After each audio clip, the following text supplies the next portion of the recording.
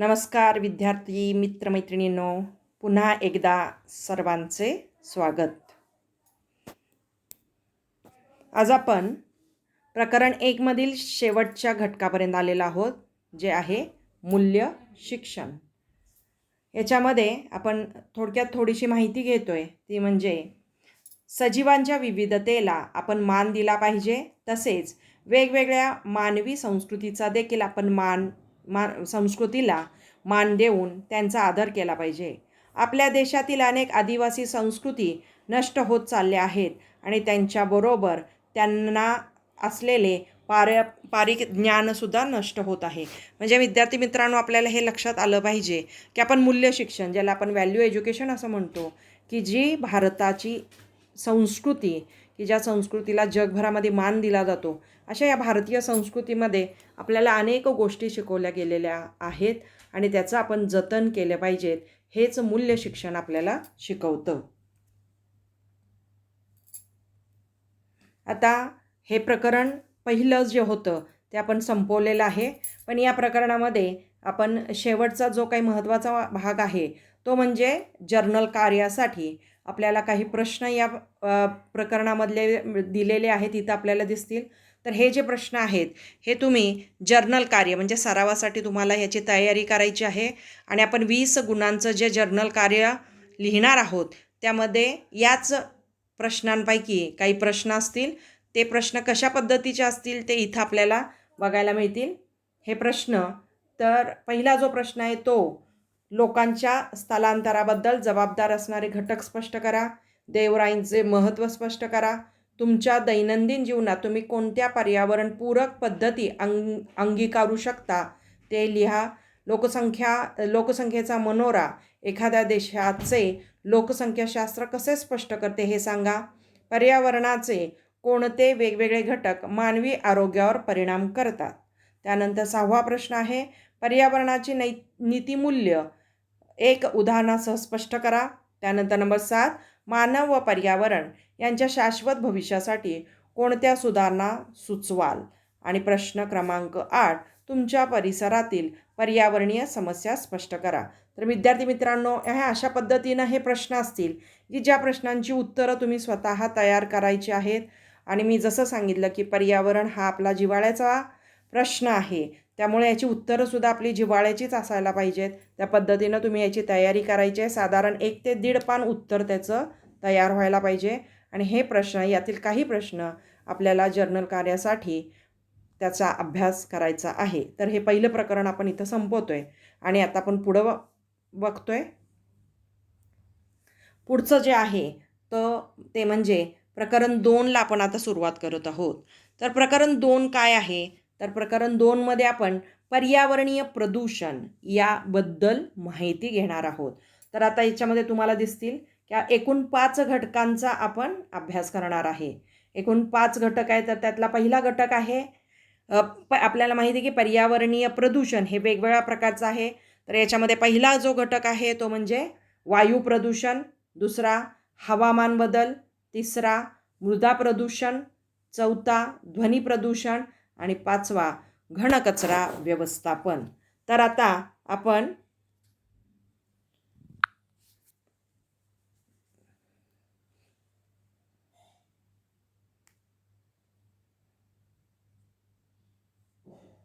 पहिल्या घटकाला सुरुवात करत आहोत. ते आहे वायू प्रदूषण. पण त्याच्या आधी आपल्याला पर्यावरणीय प्रदूषण म्हणजे नक्की काय याची थोडक्यात आपल्याला माहिती घ्यायची आहे. पर्यावरणीय प्रदूषण, ज्याला आपण एन्व्हायरमेंटल पोल्युशन असं म्हणतो. तर आता आपल्याला इथं बघायचं आहे, आजकाल पर्यावरणीय प्रदूषण हा मानव जातीसाठी सर्वात मोठा धोका आहे. वाढती लोकसंख्या, अनियंत्रित औद्योगिकरण आणि शहरीकरण व नैसर्गिक संसाधनांचे शोषण यामुळे पर्यावरणीय प्रदूषण होत आहे. प्रदूषणामुळे गंभीर स्वरूपाचे पर्यावरणीय असंतुलन होत आहे. मानवाच्या 3 मूलभूत गरजा म्हणजे जल, जमीन आणि हवा या वेगवेगळ्या मानवी कृतींमुळे प्रदूषित होत आहे. आता पुढं बघा, हवा, पाणी आणि मातीच्या भौतिक, रासायनिक आणि जैविक वैशिष्ट्यांमधील अनिष्ट बदलांमुळे सजीवांच्या जीवनावर हानिकारक परिणाम होऊ शकतो, किंवा आपण असंही बघू शकतो की कोणत्याही सजीवांसाठी आरोग्यास संभाव्य धोका निर्माण होतो, त्याला आपण प्रदूषण असे म्हणतो. म्हणजे पर्यावरणीय प्रदूषण म्हणजे काय, तर या सगळ्या ज्या आहेत नैसर्गिक संसाधन आहे, हवा, पाणी, माती, याच्यामध्ये जो काही अनिष्ट बदल होतो आणि त्याचा मानवी आरोग्यावरती किंवा आपण इथं बघितलं की कोणत्याही सजीवांसाठी संभाव्य धोका जेव्हा निर्माण होतो, त्याला आपण काय म्हणतो, प्रदूषण.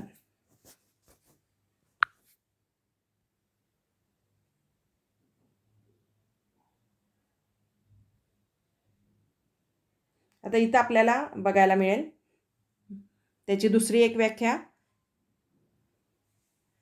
सजीवांना अपायकारक किंवा विषारी असे पदार्थ पर्यावरणात मिसळण्याची जी प्रक्रिया आहे त्याला आपण पर्यावरणीय प्रदूषण असं म्हणतो.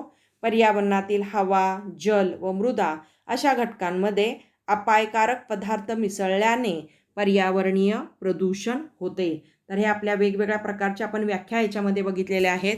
तर तुमच्या लक्षात आलं असेल पर्यावरणीय प्रदूषण म्हणजेच एन्व्हायरमेंटल पोल्युशन, की ज्या वेळेला त्याच्यामध्ये अनिष्ट असे बदल होतात आणि ते जेव्हा एखाद्या सजीवांसाठी अपायकारक होतात त्याला आपण पर्यावरणीय प्रदूषण असे म्हणतो.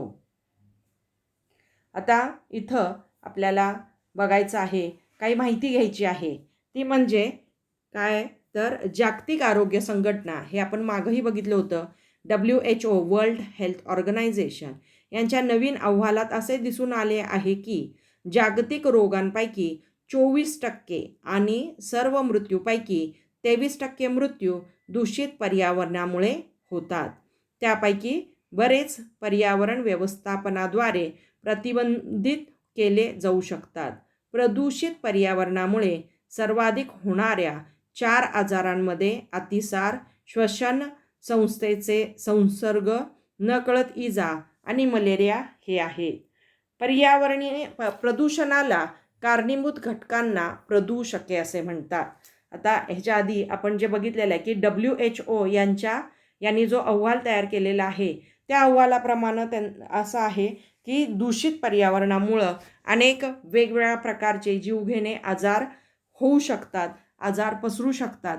आणि त्यामुळं आपल्याला संत गाडगे महाराजांनी आपण बघितलं की त्या काळी आपल्याला सांगितलं होतं की आपला परिसर हा स्वच्छ असला पाहिजे, आपलं आजूबाजूचं पर्यावरण हे स्वच्छ व सुदृढ असायला पाहिजे, तरच आपण निरोगी राहू शकतो.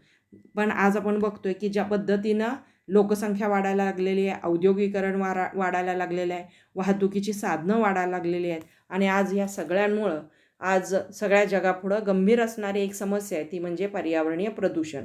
आता हे प्रदूषण म्हणजे काय हे आपण बघितलेलं आहे. आता आपण त्याच्या पुढं बघतोय की प्रदूषणाला कारणीभूत घटकांना प्रदूषके असे म्हणतात. आता आपण प्रदूषण म्हणजे काय बघितलं, पण याच्यामध्ये आपण बघतो इथं की प्रदूषणाला कारणीभूत घटक जे आहेत त्यांना आपण काय म्हणतो, प्रदूषके. आता प्रदूषके म्हणजे काय, तर कोणताही घन, द्रव किंवा वायुरूप पदार्थ अशा प्रमाणात असेल की जो पर्यावरणाला हानिकारक ठरू शकतो किंवा असू शकतो. म्हणजे आपल्याला कोणत्याही प्रकारे म्हणजे तो घनरूप, द्रवरूप किंवा वायुरूप जे काय पदार्थ आहेत हे जेव्हा पर्यावरणाला हानिकारक ठरतात तेव्हा त्याला आपण काय म्हणतो, तर प्रदूषण. इथं आपण एक त्याच्याबद्दलचं एक स्लोगन आपण बघतोय की प्रदूषणाचा धोका हा अणुयुद्धापेक्षा मोठा. म्हणजे प्रदूषण हे अणुयुद्ध जे होतं त्याच्यापेक्षाही मोठा धोका त्याचा असू शकतो आहे. आणि म्हणूनच आपल्याला निरोगी राहायचं असेल, आपल्याला प्रदूषणमुक्त जर पर्यावरण करायचं असेल तर ती आपली जबाबदारी असणार आहे की आपण कशा पद्धतीनं पर्यावरण स्वच्छ व सुंदर ठेवलं पाहिजे. आता याच्यामध्ये आपण घटक क्रमांक पहिला बघतोय, घटक क्रमांक 1, ज्याच्यामध्ये पहिला घटक आहे आपण जो बघतोय तो म्हणजे वायू प्रदूषण.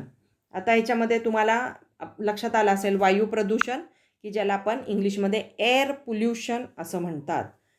वायू प्रदूषण ज्याला आपण एअर पोल्युशन असं म्हणतो. आता हे वायू प्रदूषण नक्की काय आहे? तर आपण बघितलेलं आहे की एखाद्या सजीवाला जर जगायचं असेल तर त्याला ऑक्सिजन हे अतिशय महत्त्वाचं आहे.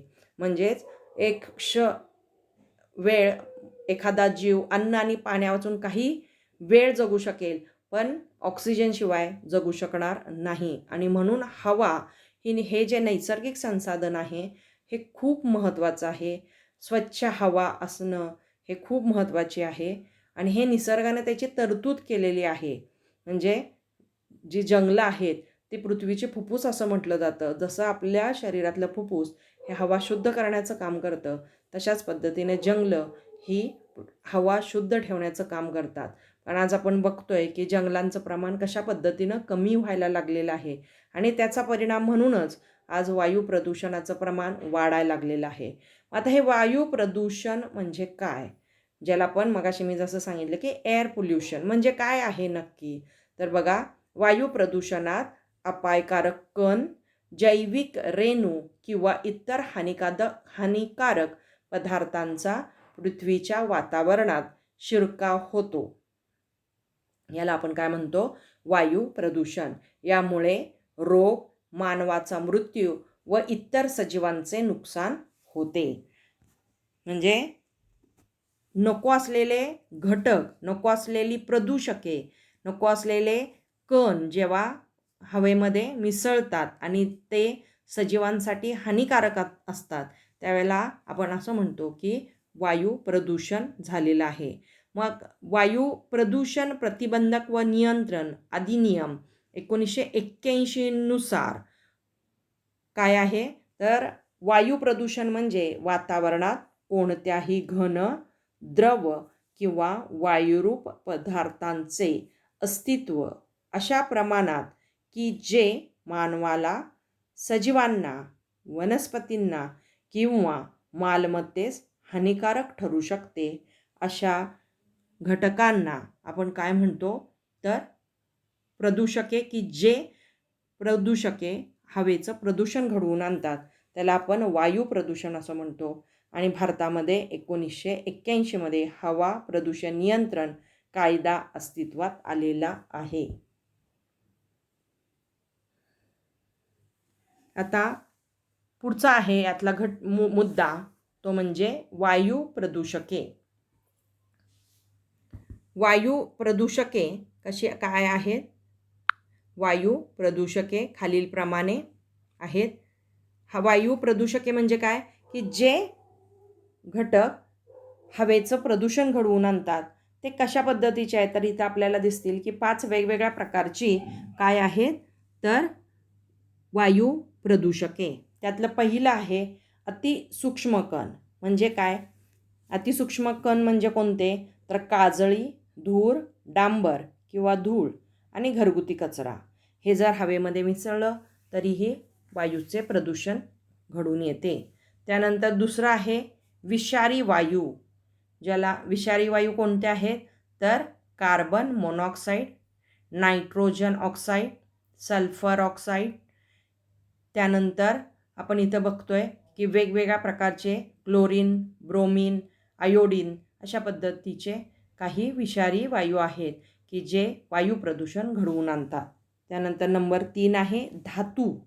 ह्याच्यामध्ये काय आहे धातू? उदाहरणार्थ शिसे, जस्त, लोह आणि क्रोमियम. हे धातूचे कण जर हवेमध्ये मिसळले तर ते वायू प्रदूषण किंवा हवा प्रदूषण घडवून आणतात. आणि ही जी काही दूषित झालेली हवा आहे ही सजीवांसाठी अतिशय अपायकारक होऊ शकते. त्यामुळं हे जे घटक आहेत हे अतिशय घातक आहेत. त्यानंतर नंबर 4 आहे औद्योगिक प्रदूषके. आज आपण जसं मी मगाशी बघितलं की मोठ्या प्रमाणामध्ये औद्योगिकरण वाढलेलं आहे आणि या औद्योगिकरणातून, या कारखान्यातून वेगवेगळ्या प्रकारचे विषारी वायू बाहेर सोडले जातात की जे हवेमध्ये मिसळतात आणि हवेचं प्रदूषण घडवून आणतात. यामध्ये बेन्झिन, इथर, त्यानंतर सायनाइड संयुगे इत्यादी अशा पद्धतीची काही विषारी घटक आहेत की जे हवेमध्ये मिसळतात आणि त्याच्यामुळे वायू प्रदूषण घडून येतं. त्यानंतर 5वं आहे कृषी प्रदूषके. कृषी प्रदूषके म्हणजे नक्की काय? तर आपण शेती आपल्याकडं आपण बघतो की भारत हा कृषीप्रधान देश आहे आणि आपल्याकडं शेती हा प्रमुख व्यवसाय आहे. तर या कृषी प्रदूषके म्हणजे आपण शेतामध्ये जे वेगवेगळ्या प्रकारची कीटकनाशकं वापरतो, तणनाशकाची फवारणी करतो, बुरशीनाशके वापरतो आणि रासायनिक खतं जी शेतामध्ये वापरली जातात. ज्यावेळेला ही शेतामध्ये सगळ्या पद्धतीची रासायनिक ह्या ज्या काही गोष्टी आहेत, म्हणजे उदाहरणार्थ कीटकनाशके, तणनाशके, बुरशीनाशके आणि रासायनिक खते यांची जेव्हा फवारणी केली जाते, त्यावेळेला त्यातला बराचसाच भाग हा डायरेक्ट हवेमध्ये काय होतो, तर मिसळला जातो आणि त्यामुळं हवेचं प्रदूषण घडून येतं. आणि अशा पद्धतीची प्रदूषित झालेली हवा जर श्वसनावाटे आपल्या शरीरामध्ये गेली, तर हे आपल्या शरीरासाठी अतिशय घातक आहे आणि म्हणूनच वायू प्रदूषण हे आज एक गंभीर समस्या अख्ख्या सगळ्या जगापुढे उभी आहे. त्यामुळं वायू प्रदूषण हे आपल्याला काळजीपूर्वक अभ्यास करायला पाहिजे की हे कशा पद्धतीनं होतं, याचे परिणाम काय होतात, अशा पद्धतीनं आपण बघणार आहोत.